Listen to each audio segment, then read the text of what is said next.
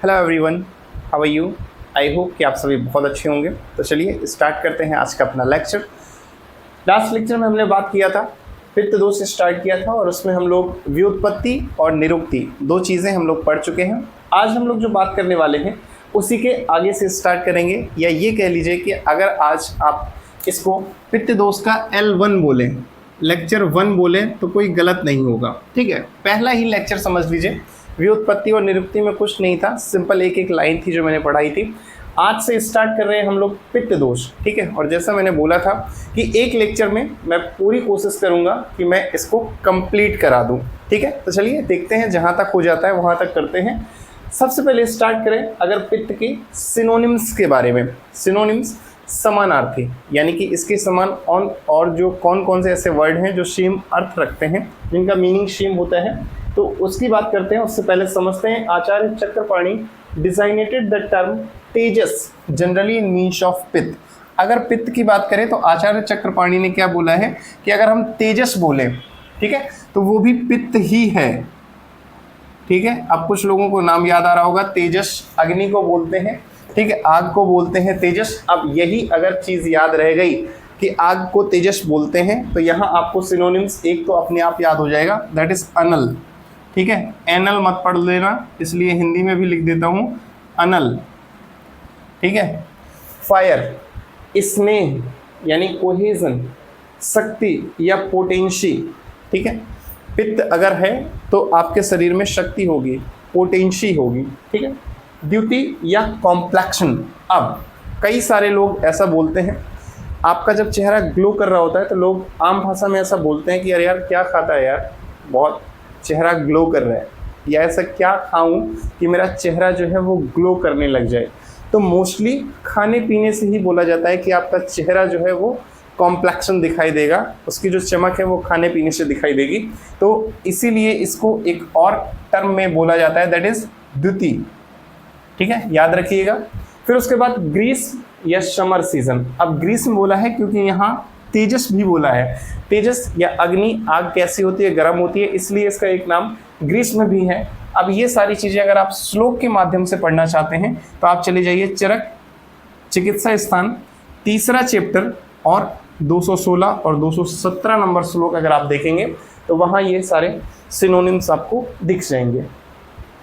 Next हम लोग बात करते हैं डिटेल्स ऑफ पित्त। अब हम लोग बात कर रहे हैं पित्त के बारे में, डिटेल में पढ़ेंगे कि अलग अलग आचार्यों ने अपने क्या क्या मत दे रखे हैं। जैसा कि मैंने बोला था कि मैं अब जो पढ़ाऊंगा वो नोट्स के माध्यम से पढ़ाऊंगा, और जो नोट्स होंगे वो बहुत सारे बुक्स को कलेक्ट करके बनाए गए होंगे।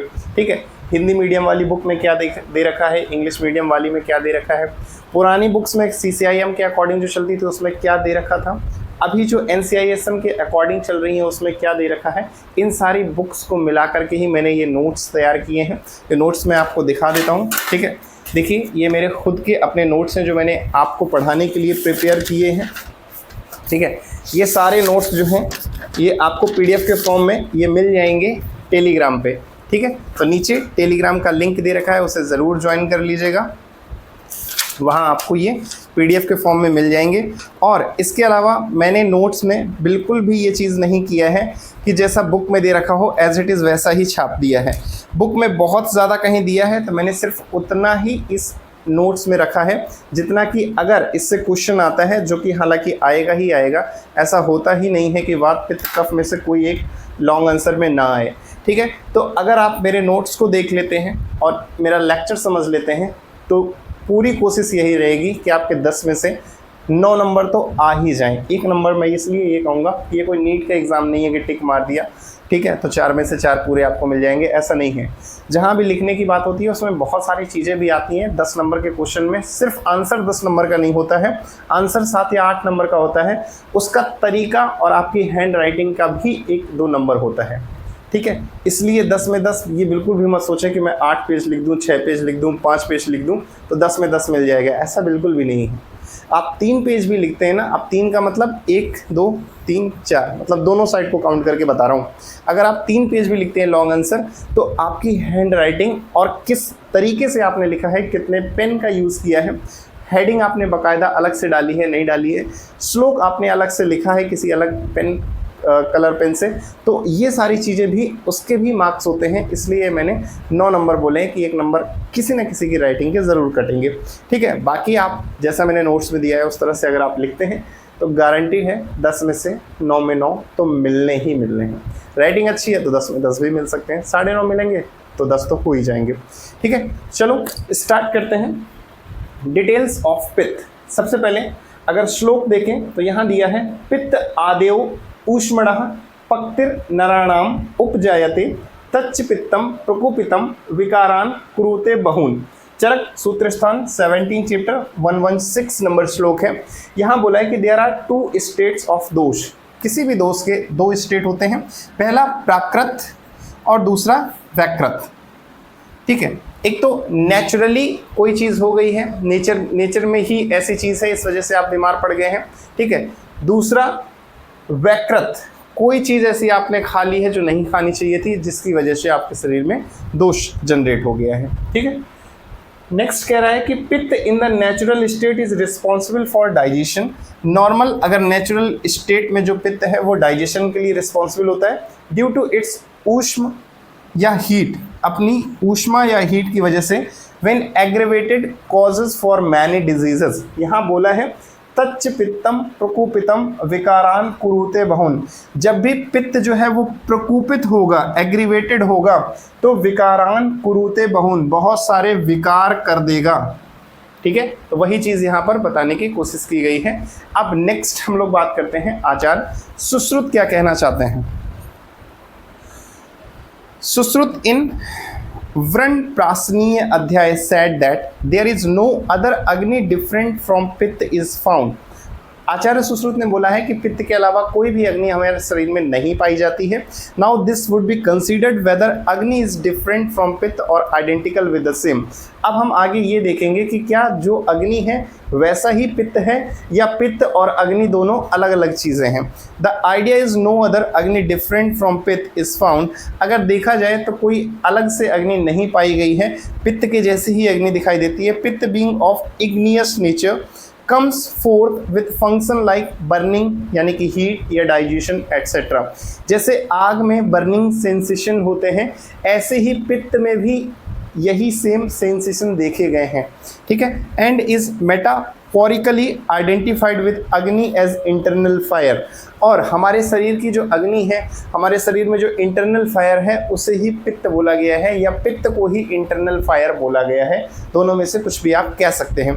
इन deficiency of qualities of agni and pitta similar substance are used while in other excess cooling remedies are prescribed. ये बहुत इंपॉर्टेंट लाइन है। अब बहुत सारे लोग सोच रहे होंगे कि सर फर्स्ट ईयर में आ गए हैं, मेडिकल कॉलेज में आ गए हैं, अभी तक हमें फील नहीं आ रहा डॉक्टर वाला। हम पढ़ते हैं, हमें समझ में नहीं आता कि ये मतलब श्लोक पढ़ करके या ये जो क्वेश्चंस हम पढ़ रहे हैं, बुक जो पढ़ रहे हैं, इससे कैसे पेशेंट का इलाज कर सकते हैं। तो छोटी छोटी चीज़ें छोटी छोटी लाइनों में लिखी होती है, बस ध्यान देने की बात है। सबसे पहली चीज़ जो आपको यहाँ पर देखनी है वो एक स्टूडेंट और एक डॉक्टर दोनों के निगाह से अगर आप देखेंगे तो ज़्यादा ईजी रहेगा। कह रहा है कि इन डिफिशियंसी ऑफ क्वालिटीज़ ऑफ अग्नि, अगर अग्नि की क्वालिटीज़ में कोई डेफिशिएंसी है, कोई कमी है। अब अग्नि किसको बोला गया है? पित्त को बोला गया है। ठीक है, तो कोरिलेट कर लेना। एंड पित्त, अग्नि हो या पित्त हो, दोनों ही चीज़ उसने बोल दिया है सिमिलर सब्सटेंसेस आर यूज्ड। बातों को समझो। उसने कहा है कि शरीर में कभी भी अगर पित्त की कमी हो या अग्नि की डेफिशिएंसी हो तो क्या करना है? सिमिलर सब्सटेंसेस देने हैं। मतलब ऐसी चीज़ें देना है बॉडी में जो हीट को बढ़ाएं, जो अग्नि को बढ़ाएं, ऐसी चीज़ों को देना है खाने पीने के लिए जब भी पित्त कम हो। वहीं दूसरी चीज़ कह रहा है कि वाइल इन देयर एक्सेस, जब अग्नि बढ़ी हुई हो, पित्त बढ़ा हुआ हो, तब क्या करना है? Cooling remedies are prescribed. ऐसी चीज़ें देनी हैं जो शरीर में ठंडक प्रदान करें। अब समझो, यही सेम चीज़ कंगना रनौत जी ने बोली है। शुभंकर मिश्रा जो कि पॉडकास्टर हैं, पहले आज तक में एंकर थे, अभी पॉडकास्ट करते हैं। वहाँ पर जब कंगना रनौत जी से उन्होंने पूछा कि ये चांदी के गिलास में आप पानी क्यों पीती हैं, तो उन्होंने अब आयुर्वेदा तो उन्हें नहीं आती, उन्होंने तो बीएमएस किया नहीं, उन्होंने बस आयुर्वेदा डॉक्टर के पास गई, प्रिस्क्रिप्शन लिया, उन्होंने बताया कि आपका पित्त बढ़ा हुआ है, आपको चांदी के गिलास में पानी पीना चाहिए। अब उन्हें जितना दिमाग में आया उतना उन्होंने बोला कि चांदी, चंद्रमा, silver is related with moon. मेरे अभी एक पॉडकास्ट मैंने और किया, by the way nice glass. बहुत पुराना है। अच्छा, चांदी ग्लास। कोई खास वजह पानी से पानी पीने की, मतलब लाइक पसंद है आपको ये? मून शीतलता, ओके। जिनको पित्त ज्यादा होता है। आप एस्ट्रोलॉजी में बिलीव करते हो? एस्ट्रोलॉजी नहीं, आयुर्वेद। ओके, तो इससे क्या फायदे होते हैं इससे? ये पता नहीं, मून चांदी मतलब मून को सिग्निफाई करता है, शीतलता। ये आपसे किसी ने कहा था? हाँ, शांत रखता है मम्मा। हाँ, क्योंकि पित्त क्या होता है, अग्नि है, और अग्नि अगर बढ़ी हुई है तो उसको कम करने के लिए अपोजिट चीज़, यानी कोई ठंडक वाली चीज़ देना है। अगर आग को बुझाना है तो पानी डालना होता है ना, तो अगर अग्नि को कम करना है तो कोई ठंडक वाली चीज़ देना है। तो यहाँ पर सेम वही चीज़ अप्लाई की गई है कि आपको चांदी के गिलास में पानी पीना है। अब समझते हैं आचार्य चरक ने क्या बोला है। आचार्य चरक ने बोला है, चरक सूत्र स्थान 12वें चैप्टर 11वें नंबर श्लोक में बताया है कि agni itself which is included in pitta in the body is responsible for producing wholesome and unwholesome effect. यानी कि यहाँ पर जो बताया है, kupita that is vitiated and akupita that is unvitiated respectively. जो अग्नि है, जो पित्त है, वो खुद शरीर में यही इफेक्ट बनाता है, यानी कि विटिएटेड और अनविटिएटेड दोनों ही इफेक्ट बॉडी में पित्त के द्वारा ही बनाए जाते हैं। जैसे कि अब एक दूसरे के अपोजिट होते हैं ये इफेक्ट। जैसे मान लो हम बात करें पक्ति या डाइजेशन की, तो पित्त के द्वारा ही अपक्ति अनडाइजेशन भी हो सकता है। दर्शन विजन, तो पित्त के द्वारा ही अदर्शन नॉन विजन, कोई चीज़ धुंधली दिखाई दे, ये भी पित्त के द्वारा ही होगा। मात्र ऊष्म, ठीक है, या नॉर्मल बॉडली हीट, बॉडी की हीट जो है वो नॉर्मल है, ये भी पित्त का फंक्शन है। और अमात्र उष्ण, ये भी एबनॉर्मल बॉडी हीट, ये भी पित्त के द्वारा ही हो सकता है। फिर उसके बाद बोला गया है प्राकृतिक वर्ण, वर्ण यानी कि नॉर्मल कलर, या विकृत वर्ण या एबनॉर्मल कलर। शौर्य या वैलर, या हर्ष या जॉय, ये भी पित्त के ही दोनों काम हैं। प्रसाद हैप्पीनेस, या भय या फियर, ये भी क्या है, पित्त का ही अपना काम है। ठीक है, तो ये भी पित्त के द्वारा ही आया है, अग्नि ही इसे बना रही है। क्रोध, एंगर या मोह, कंफ्यूजन, ये दोनों चीज़ें भी पित्त के द्वारा ही है। Such other pair of opposite qualities, ठीक है, तो ये जितने भी अपोजिट क्वालिटीज़ के पेयर हैं ये सारे किसके थ्रू ही हो रहे हैं, अग्नि या पित्त के थ्रू ही हो रहे हैं। ठीक है, such other pairs of opposite qualities in context of गृहिणी चिकित्सा इट्स मेंशन दैट पित्त डज अग्नि मंद। अब गृहिणी चिकित्सा में क्या बताया गया है कि पित्त जो है वो क्या करता है, अग्नि को मंद करता है। मंद यानी कि कम करता है, रिड्यूसेस डाइजेस्टिव पावर। ठीक, यहाँ बताया गया है कि पित्त जो है वो क्या कर रहा है, पित्त डज अग्नि मंद। ठीक है, अग्नि को मंद कर रहा है, यानी कि डिक्रीज कर रहा है। किसको, अग्नि को। पेट में जो हमारे स्टमक में जो हमारे डाइजेस्टिव फायर है उसको पित्त क्या कर रहा है, मंद कर रहा है। वही सेम चीज़ क्या बताया गया है कि जो पित्त शामक घृत है। अब अगर बात करें पित्त शामक घृत की,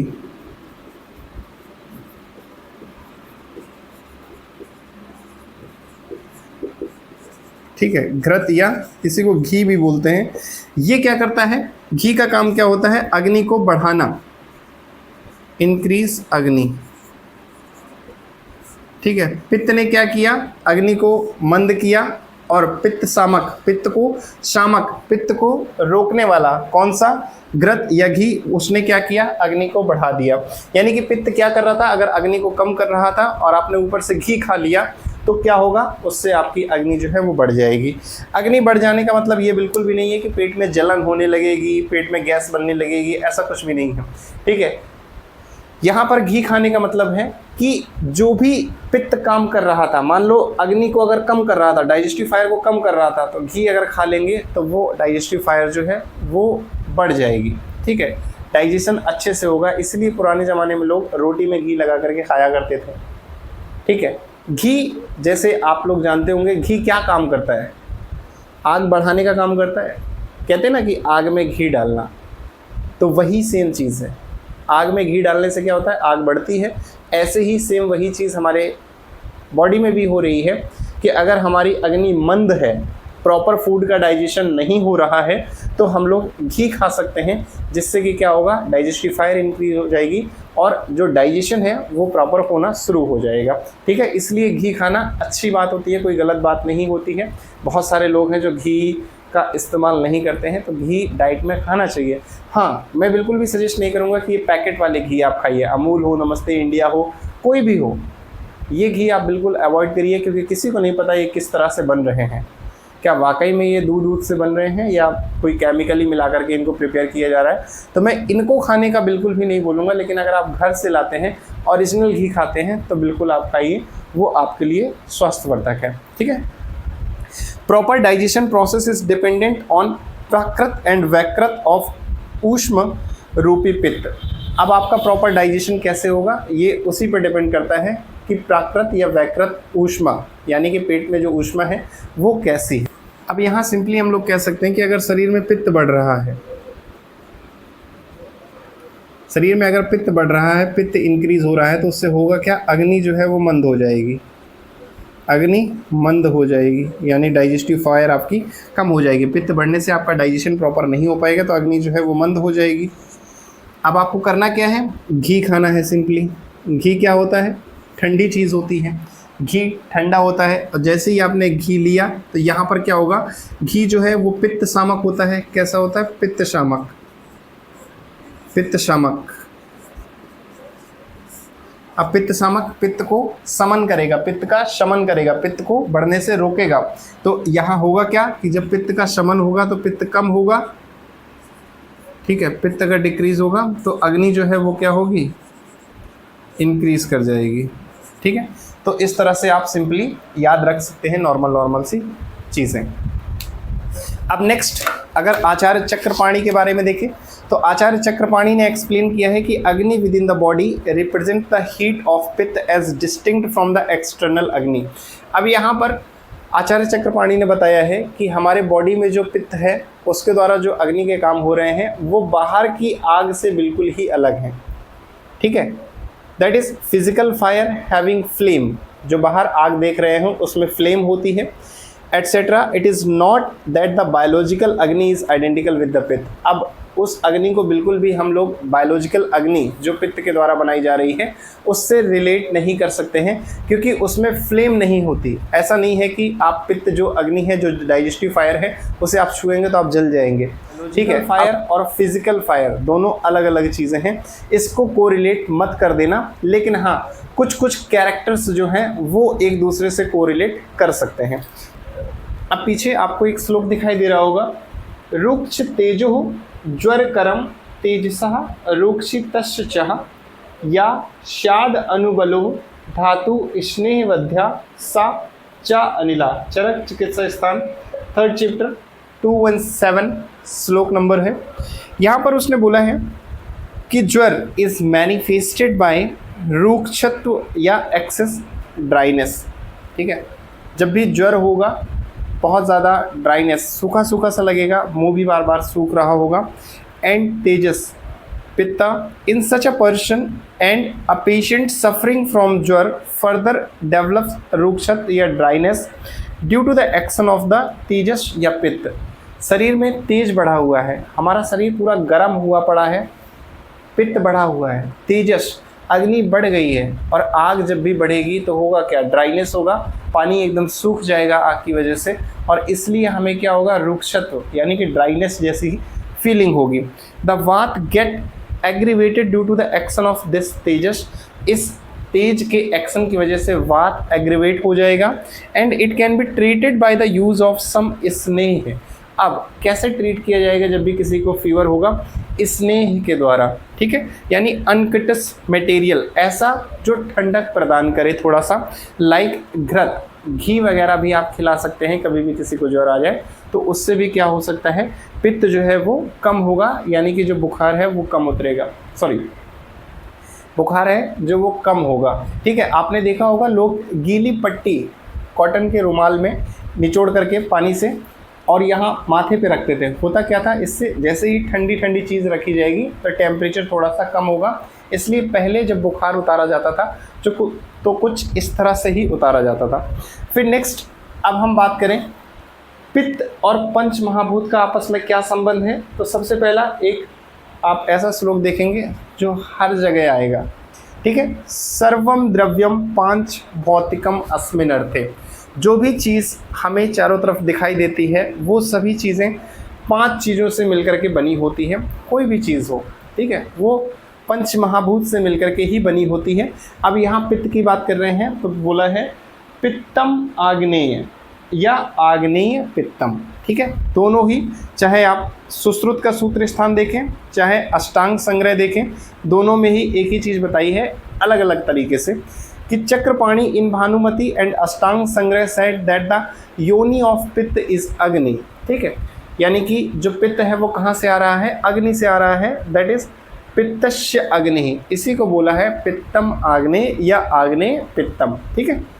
फिर नेक्स्ट श्लोक आप देखिए, नीचे आपको दिखाई दे रहा होगा शरो अनुलोमना प्रोक्तो, यानी कि अनुलोमना, अनुलोम विलोम आपने सुना होगा, तो ये क्या चीज़ है इसको समझते हैं कि विस्र गुण ऑफ पित्त इज बाई पृथ्वी महाभूत, पृथ्वी महाभूत के द्वारा ये गुण होगा। सार गुण जो होगा वो जल और वायु महाभूत के द्वारा होगा। Due to the reason that pitta is movable to the lower direction due to this in natural form it causes movement of faeces and urine outside the body. यहाँ जो बोला है सरो अनुलोमना, यानी अनुलोम, यानी कि जो मूवमेंट है वो पित्त का नीचे की तरफ होता है, लोअर डायरेक्शन में होता है, इसीलिए फीकल मैटर और यूरिन जो है वो पास होते हैं किसके थ्रू, पित्त के थ्रू, ठीक है। द्रवत by jal mahabhuta as this is opposite of agni so it regulates the heating capacity या पावर ऑफ पित्त। कटु रस की बात करें पित्त के तो वो होगा अग्नि और वायु महाभूत की वजह से, और अम्ल रस जो होगा वो जल और अग्नि महाभूत की वजह से होगा। कटु रस जो होगा वो अग्नि और वायु की वजह से होगा, अग्नि एंड वायु महाभूत, ठीक है, और अम्ल रस जो होगा वो जल और अग्नि महाभूत की वजह से होगा।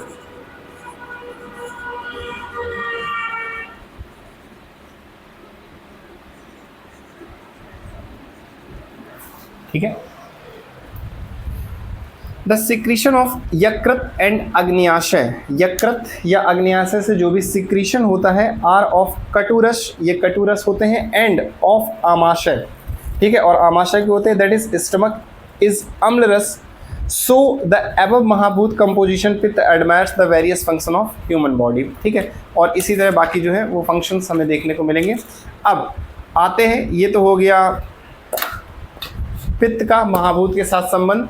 उसके पहले हमने पित्त के बारे में डिटेल में समझा था कि अलग अलग आचार्यों ने क्या दिया था। अब हम आते हैं मेन चीज़ के बारे में, ठीक है, कि इसके स्थान क्या है, इसके फंक्शन क्या है, इसके टाइप्स क्या है। अब ये सारे मेन चीज़ हम लोग पढ़ेंगे, बहुत इंपॉर्टेंट है। अभी तक तो ऐसा था कि पित्त के बारे में जितने भी मैंने चीज़ें पढ़ाई हैं वो आप चाहें तो इसको थोड़ा सा कंप्रेस करके उसको एक पेज में समेट सकते हैं, लेकिन अब जो मैं पढ़ाने जा रहा हूँ ये मोस्ट इंपॉर्टेंट है और इसको एज इट इज़ आपको लिखना ही लिखना है अगर आपको अच्छे खासे नंबर चाहिए। चलिए स्टार्ट करते हैं। सबसे पहला अब हम लोग देखते हैं most important cheese, that is general location या स्थान ऑफ पित्त, ठीक है, पित्त कहाँ कहाँ पाया जाएगा हमारी बॉडी में। सबसे पहले श्लोक देखते हैं, स्वेदो रसो लसिका रुधिर आमाशयश्च पित्त स्थानानि। ये सारे कौन कौन से हैं? श्वेदो रसो लसिका रुधिर आमाशय, ये सारे क्या है? पित्त के स्थान हैं। तत्र आप आमाशयो विशेषेण पित्त स्थानम, और वहाँ पर भी क्या बोले हैं कि आमाशयो, आमाशय जो है वहाँ पर भी, इनमें से भी आमाशय जो है वो विशेषेण स्पेशल जो है वो पित्त का स्थान है। चरक सूत्र स्थान 20 चैप्टर 8 नंबर श्लोक है। अब यहाँ पर कौन कौन से बोले गए हैं, दैट इज सबसे पहले देखो स्वेदो, ठीक है, वही सेम चीज़ को मैंने लिखा हुआ है, स्वेदो यानी कि स्वेटिंग, ठीक है, जहाँ जहाँ से पसीना निकलता है वहाँ वहाँ सभी जगह क्या है? पित्त का स्थान है। उसके बाद रसो, रस धातु, रस धातु में भी पित्त का स्थान होता है। लसिका, ठीक है, लसिका यानी कि लिम्फ सिस्टम में भी हमें वहाँ भी पित्त का स्थान होता है। फिर रुधिर, ठीक है। रुधिर, ब्लड में भी हमें पित्त का स्थान दिखता है। और उसके बाद आमाशय, रुधिर और आमाशय, ठीक है, आमाशय या स्मॉल इंटेस्टाइन, ये सारे क्या हैं, पित्त के स्थान हैं। अब नेक्स्ट दे रखा है तत्र आप्य आमाशयो विशेषण एमंग देम। अगर इन सब में बात की जाए तो आमाशय या आमाशयस्य अधोभाग, स्मॉल इंटेस्टाइन का जो लोअर पार्ट है वो क्या होता है, वो उसका मोस्ट इम्पॉर्टेंट साइट है किसकी, पित्त दोष की। ठीक है, ये चीज़ समझ में आ गई। Next, Chakrapani denoted pittashaya by lower portion of amashaya या आधा आमाशय। ठीक है, आधा आमाशय या लोअर पोर्शन ऑफ आमाशय बताया है, दैट इज मध्य शरीर। ठीक है, नेक्स्ट बोला है चक्रपाणी ने लसिका को क्या बोला है, उदकाश्य पिछ भागा, उदक का पीछे के भाग जो है उसे लसिका बोला है। ठीक है, नोट कुछ इंपॉर्टेंट चीज़ है कि एस पर चक्रपाणी पाचक आलोचक, ठीक है, पहला, दूसरा, तीसरा, चौथा साधक, पांचवा रंजक, आर द 5 फॉर्म ऑफ पित्त। अभी हम लोग आगे बात करेंगे पित्त के 5 प्रकार की। यहाँ भी आप चाहे तो याद कर सकते हैं कौन कौन सा है, पाचक, आलोचक, भ्राजक, साधक, रंजक। याद करने का तरीका क्या है, याद करने का तरीका कुछ नहीं है, एक सिंपल सी ट्रिक बना लो, जैसे PABSR, ठीक है, कोई भी बना लो, पब बना लो, SR, कुछ भी, मतलब ऐसा उसमें है नहीं कुछ रटने वाला, बार बार जब आप पढ़ेंगे तो खुद ब खुद याद हो जाएगा। ठीक है, वैसे ये प्रकार याद करना बहुत इंपॉर्टेंट है, चाहे वो वात के हों, चाहे पित्त के हों, चाहे कफ के हों। ठीक है, तीनों के कौन कौन से टाइप्स हैं ये आपको याद होने चाहिए, बहुत इंपॉर्टेंट है।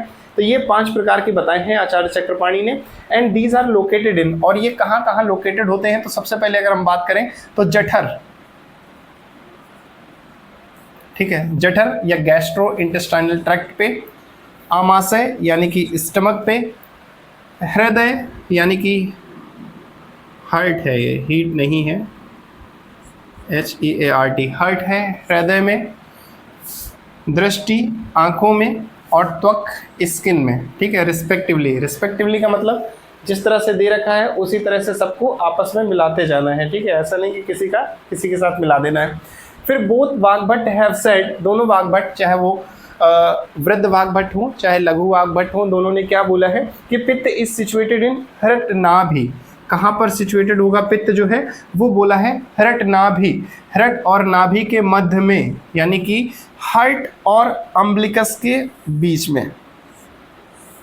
किसने बोला है, दोनों वाग्भट ने बोला है कि पित्त का जो स्थान है वो कहाँ बताया है, यानी कि हार्ट और नाभि। अगर देखा जाए तो मान लो यहाँ बीच में हार्ट है और ये आपका अम्बिलिकस हो गया, तो अम्बिलिकस और हार्ट के बीच में जो भी चीज़ है वहाँ पर आपका पित्त का स्थान बताया गया है। ठीक है, तो इसी तरह से याद करना है। वात का स्थान मैंने बता चुका हूँ, उसके बाद अब पित्त का स्थान हो गया। अब नेक्स्ट हम लोग आगे जब पढ़ेंगे तो हम लोग कफ का स्थान भी जानेंगे। अभी हम लोग समझते हैं कि पित्त का स्थान क्या बताया है, आचार्य वाग्भट ने बताया है हृत नाभि मध्य, यानी कि हार्ट और नाभि के मध्य में बताया है।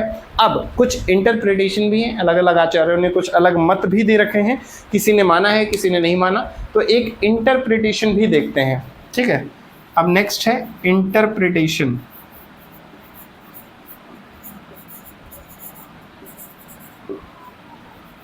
टेंशन लिख दिया, बताओ, इंटरप्रिटेशन। ठीक है, क्या बोला गया है, सही नहीं लिखा क्या ये, इंटरप्रिटेशन, सॉरी, तो मैं खुद नहीं समझ पा रहा हूँ क्या स्पेलिंग, इंटरप्रिटेशन। ठीक है, कहीं टेंशन लिख रहा हूँ, कहीं कुछ लिख रहा हूँ। चरक की बात करें तो चरक विमान स्थान में बताया गया है कि amashaya is the prominent place of pitta. पित्त का जो स्थान बताया गया है आचार्य चरक ने वो आमाशय बताया है। अभी हमने देखा था कि दोनों वाग्भट ने जो है वो हार्ट और नाभि के मध्य में बताया है, लेकिन यहाँ पर क्या बोला जा रहा है कि आचार्य चरक कह रहे हैं आमाशय में देखने को मिलेगा। आगे बढ़ते हैं। While defining amashaya Charak said that it is situated in between nabhi and stana. Acharya चरक ने क्या बोल दिया, अब आचार्य चरक ने बोला है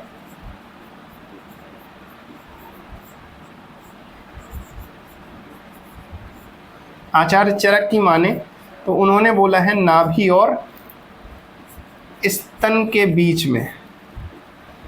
ठीक है, या इन्होंने नाभि और स्तन बोला है, which can also be complimented as the place in between the intestine near umbilicus and stomach. That is, it can also be called the place in between आमाशय and पक्वाशय, that is नाभि।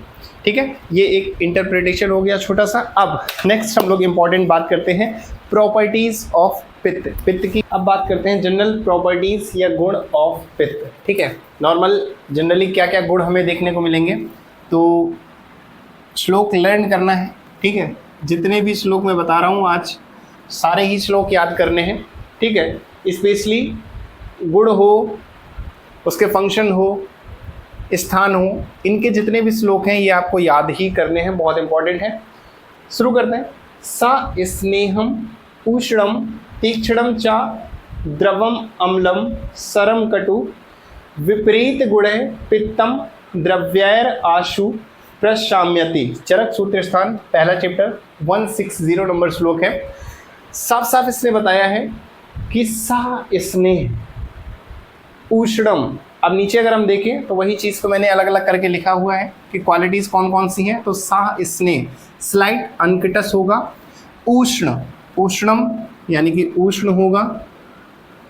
ठीक है, अब श्लोक अगर आपको याद हो गया तो फिर ये रटने की ज़रूरत नहीं है आपको। ठीक है, श्लोक में ही सब चीज़ें दे रखी होती हैं। फिर उसके बाद तीक्ष्ण, ठीक है, शार्प या पियर्शिंग टाइप का होगा। फिर उसके बाद चा द्रव्य अम्लम, द्रव और अम्ल। ठीक है, द्रव्य होगा लिक्विड फ्लूइड होगा, अम्ल शोर होगा खट्टा होगा। फिर उसके बाद सरम कटु, सर और कटु।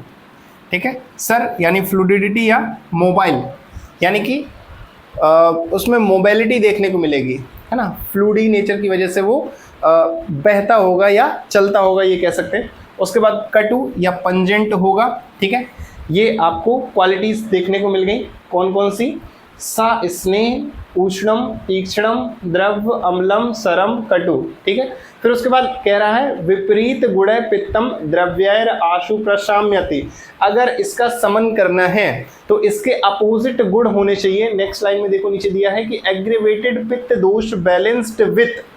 अगर पित्त दोष हो गया है तो कैसे बैलेंस करेंगे? तो विपरीत गुण युक्त द्रव्य, यानी कि विपरीत गुण है, ठीक है, विपरीत गुण युक्त द्रव्य यूज करेंगे तो ही हम पित्त को बैलेंस कर पाएंगे। ठीक है, opposite to this qualities medicine, ऐसी मेडिसिन जो इसके अपोजिट है। ये तो सारे पित्त के गुण हो गए। ठीक है, ये सारी चीज़ें अगर आप ले रहे हैं, मान लो कोई चीज़ कटु चीज़ ले रहे हैं, सर चीज़ ले रहे हैं, अम्ल चीज़ ले रहे हैं, खट्टी चीज़ खा रहे हैं, तो ये तो पित्त का ही गुण है, तो पित्त और बढ़ेगा। इसलिए अगर पित्त को शांत करना है तो इसके विपरीत गुण वाली चीज़ें आपको लेनी होंगी। यानी कि सा स्नेह नहीं होना चाहिए, उष्ण यानी कि हॉट नहीं होना चाहिए, ठंडी चीज़ें लेनी पड़ेंगी तब आप पित्त कम कर पाएंगे। या उसके बाद तीक्ष्ण नहीं होना चाहिए, है ना, द्रव्य नहीं होना चाहिए, उसके बाद अम्ल नहीं होना चाहिए, सर नहीं होना चाहिए, कटु नहीं होना चाहिए। इसके अपोजिट जो चीज़ें आप लेंगे, ठीक है, तो वही इसका समन करेंगी। ठीक है, ये चीज़ हो गया। अब नेक्स्ट हम लोग बात करते हैं कर्म या now we are going to discuss general karma या फंक्शन ऑफ पित्त। ठीक है, पित्त के कौन कौन से फंक्शन है इसकी बात कर लेते हैं। दर्शनम पक्तिरूष्मा चा चुत्रष्णा देहिम आर्दवम प्रभा प्रसादो मेधा चा पित्त कर्म विकारजम। ये सारे क्या हैं? पित्त के कर्म हैं। ठीक है, चरक सूत्र स्थान 18 चैप्टर 50 नंबर श्लोक, द नॉर्मल फंक्शन ऑफ पित्त। अब इसी चीज़ को अलग अलग लिख दिया गया है। सबसे पहले दर्शनम, ठीक है, यानी कि गुड विजन, अच्छा दिखाई देना भी किसका काम है? आपके पित्त का काम है। फिर पक्ति गुड डाइजेशन, अच्छा डाइजेशन होना, खाना आप जो भी खा रहे हैं, ठीक है, चाहे आप बर्गर पिज़्ज़ा पेटीज़ मोमोज़ ये सब खा रहे हो, या उसके अलावा आप हेल्दी खाना खा रहे हो, या उसके अलावा आप चिकन मटन खा रहे हो, कोई भी चीज़ जो भी चीज़ आप खा रहे हैं, अगर अच्छे से डाइजेशन हो रहा है तो इट मीन्स आपका जो है पित्त बॉडी में बैलेंस्ड है। ठीक है, फिर उसके बाद ऊष्मा नॉर्मल टेम्परेचर, बॉडी का जो टेम्परेचर है वो नॉर्मल है, तो उसमें भी पित्त का काम है। ठीक है, उसके बाद आता है क्षुत नॉर्मल हंगर, अगर आपको प्रॉपर भूख वगैरह लग रही है तो भी पित्त आपका बैलेंस्ड है। ठीक है, कुछ लोगों को होता है कि यार पूरे दिन भूख ही नहीं लगती है, थोड़ा सा कुछ खा लेंगे उसके बाद पूरे दिन कुछ नहीं खाएंगे, तो इट मीन्स कहीं ना कहीं आपका पित्त जो है वो बैलेंस्ड नहीं है।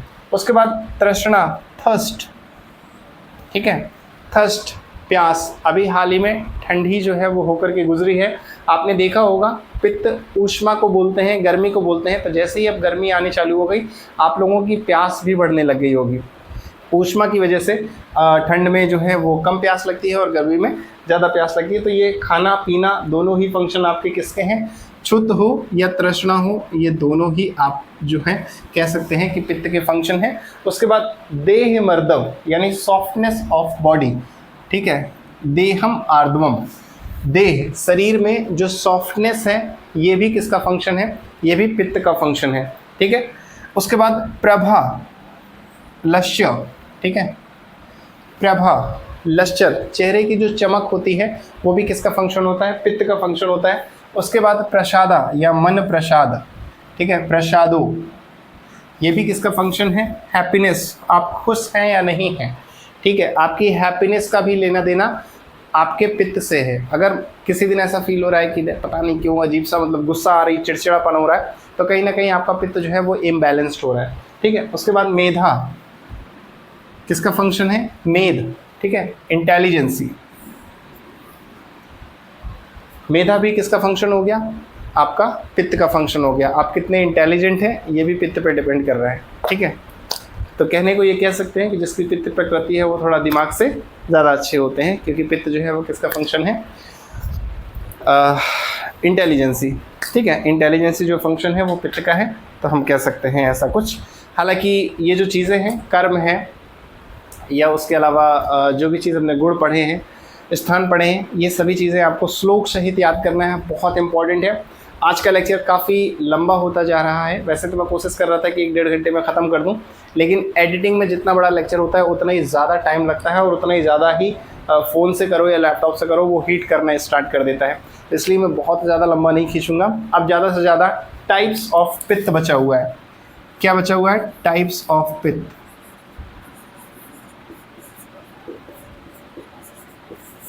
ठीक है, अभी मैंने आज पढ़ाया भी है लेक्चर पे, तो ये याद कर लेना कौन कौन से टाइप होते हैं। नेक्स्ट लेक्चर में हम लोग टाइप्स ऑफ पित्त की बात करेंगे। ज़्यादा से ज़्यादा 20-25 मिनट का और रह गया है लेक्चर।